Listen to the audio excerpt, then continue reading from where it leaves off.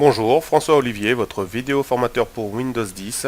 Aujourd'hui, je vais vous présenter les bureaux virtuels, les manières d'utiliser et aussi donc la limite et les raccourcis clavier. Alors dans un premier temps déjà, c'est quoi un bureau? C'est tout simplement ce que vous voyez ici là avec mes icônes, Corbeille, Excel, le petit fond d'écran. Voilà, c'est ça mon bureau. Et généralement, donc quand on utilise Windows de manière classique, je vais dire entre guillemets, eh bien, si je souhaite aller faire une petite recherche sur Internet, je vais utiliser un navigateur comme ici, donc Firefox, où je vais arriver sur donc, le moteur de recherche Google et je vais pouvoir faire une recherche, par exemple, sur des jeux. Voilà, donc je fais une petite recherche sur les jeux. Voilà les résultats avec les jeux et les différentes images.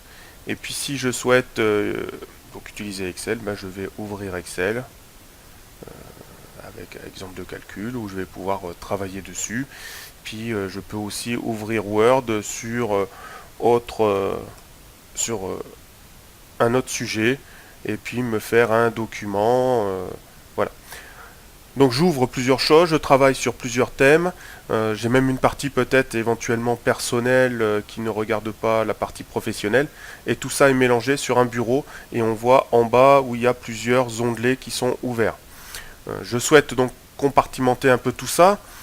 Pour séparer, je vais utiliser des bureaux, ce qu'on appelle virtuels. Alors déjà, je vais fermer Word, je ferme Excel, voilà. Et je laisse ici mes petits jeux pour qu'on voit. Alors, pour utiliser les bureaux virtuels, donc si je souhaite en créer un, je vais me rendre ici en bas et j'ai affichage des tâches, donc je vais cliquer dessus. Et ici, je vois concrètement les logiciels qui sont ouverts. En dessous, les documents que j'ai pu consulter. Vous voyez que ça va de maintenant, donc d'aujourd'hui à ce que j'ai ouvert actuellement. Et je peux redescendre l'historique jusqu'au 2 juillet et je vois ce que j'ai ouvert le 2 juillet. Donc je peux comme ça rechercher des documents, même des recherches internet. Et ici, tout en haut, j'ai nouveau bureau. Donc si je clique sur nouveau bureau, vous voyez que j'ai un bureau 1 et un bureau 2. Rien que le fait de passer avec la souris le bureau 1, je vois ici que j'ai des jeux et les logiciels ouverts. Si je vais sur le bureau 2, je vois que du coup, je n'ai plus les jeux qui sont ouverts. Et je peux créer même un troisième bureau. Alors du coup, sur le bureau 1, je vais mettre ma petite recherche jeu. Je vais recliquer sur tâche et je vais pouvoir passer à 2 où vous voyez que je n'ai plus les jeux. Donc, sur le 1, je vois bien l'onglet jeux qui est ouvert. Quand je passe sur le bureau 2, je n'ai plus les jeux. Et du coup, je peux ouvrir mon document Excel avec mes exemples de calcul. Et du coup, je peux aussi, si je le désire, aller sur le bureau 3 pour bien compartimenter mes différentes tâches de travail et ouvrir un document Word. Voilà. Où je vais, avec la fonction lorem, j'ouvre la parenthèse, 12,6, entrée, voilà, où j'ai créé donc ici un document aléatoire avec un certain nombre de lignes et de paragraphes. Et je ne vois que mon document Word. Donc je peux passer d'un bureau à l'autre avec cette fonctionnalité.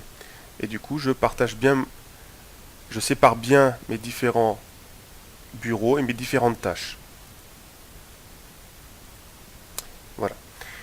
Alors, supposition. Déjà, première chose qui peut arriver, c'est que je souhaite, donc ici j'ai un document Excel, dans le bureau 2, je vais dans le bureau 3, j'ai mon document Word, et je me dis, tiens, je vais, parce que j'ai besoin de travailler sur Word et sur Excel en même temps. Donc, qu'est-ce que je vais faire? Je vais ouvrir Excel. Et là, il me remet sur le bureau 2 et il m'ouvre mon document sur le bureau 2. Et je vois que j'ai tous mes documents Excel sur un bureau. Moi, je souhaite bien séparer mes exemples de calcul avec ajuster la taille des colonnes. Alors, pour ça, je vais me rendre ici dans les bureaux et je vais prendre, par exemple, le document là et je vais le déplacer, faire un clic gauche et je maintiens et je le déplace sur le bureau 3. Et vous voyez que du coup, bureau 2, je n'ai plus que mon exemple ici de feuille de calcul. Et sur le bureau 3, quand j'arrive, j'ai bien et mon document Excel et mon document Word. Alors la limite des bureaux virtuels, c'est que malheureusement, si je souhaite donc personnaliser le fond d'écran, en disant oui, ça me plaît pas, je vais mettre un autre fond d'écran, donc par exemple, voilà, le nageur, je dis ah bah voilà, comme ça au moins je sais que sur cet écran-là, ben, virtuel, j'ai ces documents-là. Et bien quand je vais me rendre dans le deuxième bureau virtuel et que je rétrécis, j'ai à nouveau le même. Donc il ne change pas, les bureaux au point de vue du fond d'écran, ils restent identiques pour tous. Pareil, ben, vous voyez que j'ai Excel ici sur un bureau. Donc j'étais sur le bureau 2, je vais sur le bureau 1. Si je réduis, j'ai toujours Excel. Pareil pour la barre de tâches. Donc ça, c'est, je dirais, une certaine limite des bureaux virtuels. C'est que j'ai le fond d'écran est identique pour tous. Les icônes qui sont sur le bureau ou qui sont attachées dans la barre d'état en bas sont identiques. Alors par contre, donc comme vous avez pu voir, je passe beaucoup par cette icône affichage des tâches pour passer d'un bureau à l'autre. Je peux aussi utiliser les raccourcis clavier. Alors comment je fais pour passer d'un bureau à l'autre? Je vais utiliser la touche Windows, CTRL et flèche gauche ou flèche droite. Donc si je fais la flèche gauche, je vais à gauche, donc bureau 1, bureau 2, bureau 3. Et je peux naviguer comme ça entre mes bureaux en utilisant donc la touche Windows, CTRL, flèche vers la droite ou flèche vers la gauche. Je vais créer un nouveau bureau. Voilà, donc vierge. J'ai fini, j'ai travaillé dessus, j'en ai plus besoin, j'ai fait une erreur de manip, je souhaite le fermer. Alors soit je passe par la petite icône et vous voyez que quand je me mets sur le bureau 4, j'ai une petite croix ici pour le fermer. Voilà.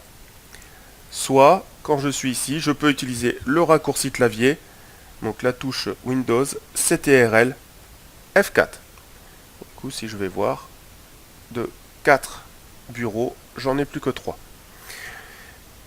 Si je souhaite afficher tous les bureaux plutôt que de toujours passer par cette petite icône, ou voir même si je ne l'ai pas, ben je peux utiliser le raccourci clavier Windows Tab. Et j'arrive directement. Windows Tab, je reviens à mon bureau. Windows Tab, je viens donc voir tous les bureaux virtuels. Donc je peux naviguer comme ça avec Windows Tab. Voilà.